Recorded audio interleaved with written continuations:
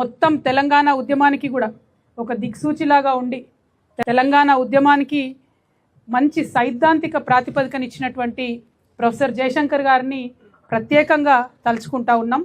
వారిని గత 12 సంవత్సరాలుగా మనము హైదరాబాదులో విగ్రహం పెట్టి గౌరవించుకోలేకపోయినాం. మనము తెలంగాణ జాగృతి సంస్థగా 4 జిల్లాల్లో జయశంకర్ సార్ విగ్రహాలు పెట్టుకుంటూ వారిని గుర్తు చేసుకుంటూ వారి పుట్టినరోజు నాడే తెలంగాణ జాగృతి యొక్క ఆవిర్భావ దినోత్సవంగా చేసుకుంటూ వారి స్మృతులను ఈ తెలంగాణ ప్రజలు ఎన్నటికీ కూడా మర్చిపోకుండా మన సంస్థ కాపాడుకుంటూ వచ్చింది. అందుకనే తెలంగాణ జాగృతి నుండి ప్రభుత్వానికి మేము ఒక విజ్ఞప్తి చేసినాము. ఇవాళ మరొకసారి మేము ఆవిర్భావ దినోత్సవ సందర్భంగా తెలంగాణ ప్రభుత్వానికి రాసినటువంటి లేఖలు ఇచ్చినటువంటి డిజైన్లను చూపిస్తా ఉన్నాను. నేను ప్రొఫెసర్ జయశంకర్ గారి విగ్రహాన్ని ఈ విధంగా ఉండాలి అని చెప్పి మేము ఇప్పుడు కాదు 2014 నుండి ప్రయత్నం చేస్తూ వచ్చినాం.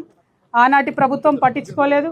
2017లో ప్రత్యేకించి మున్సిపల్ శాఖకు ఉత్తర ప్రత్యుత్తరాలు జరిపి మరి ఈ ప్లేస్ను ఈ ప్లాన్ను అన్నిటినీ కూడా ఇవ్వడం జరిగింది.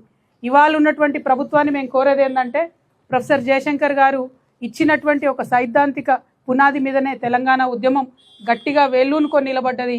దాన్ని ముందుకు నడిపించినటువంటి చోదక శక్తులు రాజకీయ శక్తులు ఉన్నప్పటికీ మరి సైద్ధాంతిక పునాది ఇచ్చినటువంటి ప్రొఫెసర్ జయశంకర్ గారి విగ్రహం మన రాష్ట్ర రాజధానిలో ఉండడం ఎంతైనా అవసరం. కాబట్టి ప్రభుత్వమే పూనుకొని విగ్రహాన్ని ఏర్పాటు చేయాలి. మేము మా సంస్థ ద్వారా ఇచ్చినటువంటి డిజైన్ మీకు నచ్చకపోతే అంతకన్నా గొప్పగా మీరు చేయాలనుకుంటే ప్రభుత్వం తప్పకుండా చేయొచ్చు.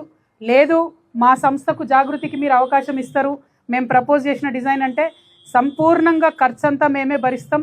ఆ తర్వాత ఎక్కడైతే విగ్రహం పెడతారో దాని చుట్టూ కూడా మెయింటెనెన్స్ ఏదైతే ఉంటుందో జీవితకాలం పాటు తెలంగాణ జాగృతియే భరిస్తుందని కూడా ఈ సందర్భంగా ప్రభుత్వానికి మేము విజ్ఞప్తి చేస్తూ ఉన్నాం. ఆగస్టు 6వ తారీఖు నాడు వారి జయంతి ఉంటుంది కాబట్టి ఆగస్టు 6వ తారీఖు లోపల విగ్రహ ఏర్పాటు కావాలి. అంటే ఇమీడియట్గా మరి మాకు దీనికి పర్మిషన్ ఇవ్వండి, లేదంటే ప్రభుత్వం నుంచి అన్న పెట్టడానికి చొరవ తీసుకోమని చెప్పి నేను ప్రభుత్వాన్ని డిమాండ్ చేస్తూ ఉన్నాను. మరి మున్సిపల్ శాఖ మంత్రి గారు ముఖ్యమంత్రి గారు ఉన్నారు కాబట్టి నిన్ననే మా ప్రతినిధులు వెళ్ళి మున్సిపల్ శాఖకు ఈ లేఖ ఇచ్చి రావడం కూడా జరిగింది. దీన్ని ముఖ్యమంత్రి గారి పేషీలో ఉన్నటువంటి వారు గౌరవ ముఖ్యమంత్రి గారికి చూపించి త్వరగా నిర్ణయం చేసుకునే విధంగా ప్రయత్నం చేయాలని కూడా అధికారులను నేను కోరుతా ఉన్నాను.